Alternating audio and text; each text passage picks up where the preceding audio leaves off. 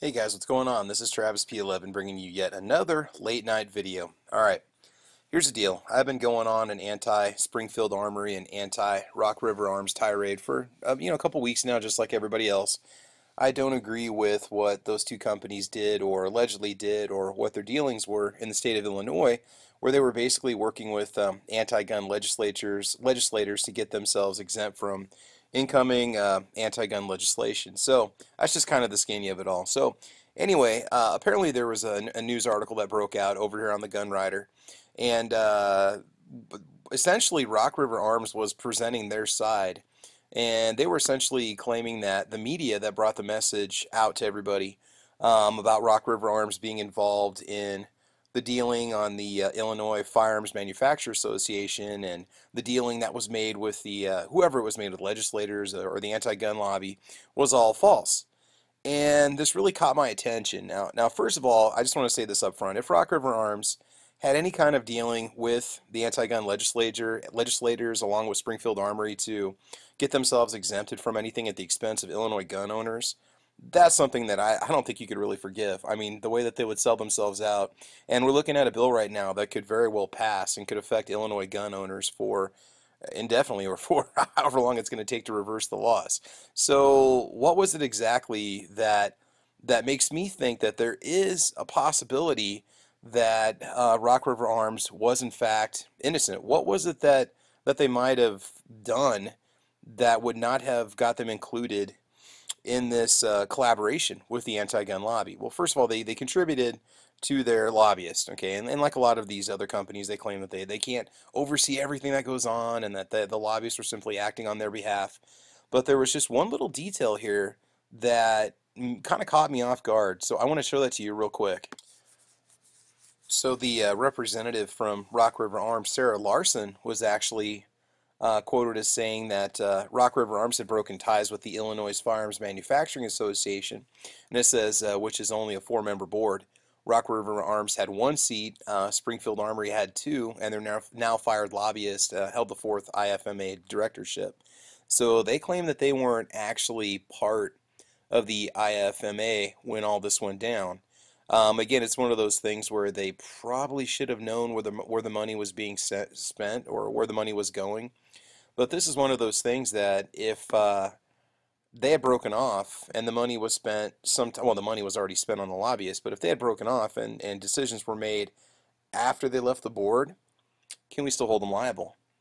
Here it says we weren't involved with the decisions being made and we learned about it when everybody else did. So that's one of those things where, did they know? I mean, the way I'm looking at it is like, okay, so if Rock River Arms was not part of that board and they in fact left before a decision was made by the lobbyist, or to communicate or to basically cooperate with the anti-gun lobby in the state of Illinois, can we still hold Rock River Arms liable? I don't know. I would like to know when essentially they had broken off the ties with the IFMA. And was it a year ago? Was it 2 months ago? 3 months ago? Was it a week before a decision was going to be made because they knew stuff was coming down the pipe and it wasn't going to be good?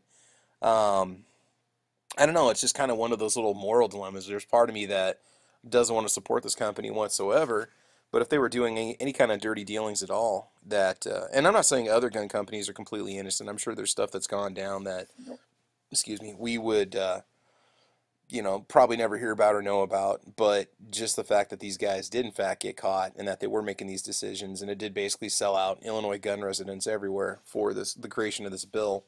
Again, that's just one of those things. I'm just kind of really torn right now. So I don't know if I can really say that I oppose Rock River Arms just because they were not there when a final decision went down, when the cooperation was made. But if they collaborated up to that point, then yeah, it's going to be one of those things where I feel like it would take a management change.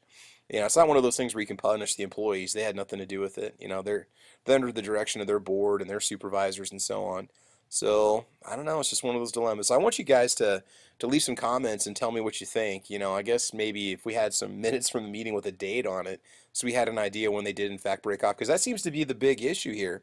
Sarah Larson claims that the Truth About Guns article was inaccurate because they weren't on the board when the decision was made. That's what she was saying the media had them misrepresented for. So if that's the situation, then they must have not been there at the time that the decision was made. So anyway, that's kind of my little my little rant on that. So anyway, that article's over at the Gun Writer. I'll go ahead and post the link in this video. You guys can check it out and tell me what you think. So guys, I want to thank you for joining me today on this quick little news story. You know, I honestly did not know the story specifically about Rock River Arms, and now that I do, it's kind of an interesting kind of twist in the scenario of what was going on. So I'm sure we'll hear more. We're going to hear more about it later already. I know the CEO of Springfield Armory is already starting to come out and is making some statements and stuff, and you're going to start to see more and more of it on YouTube. So anyway, I want you to like or subscribe and check out my channel, guys. You can follow me over on Twitter and Facebook and Instagram. I'm also over on gun channels with the Caliber Corner is the name of my channel.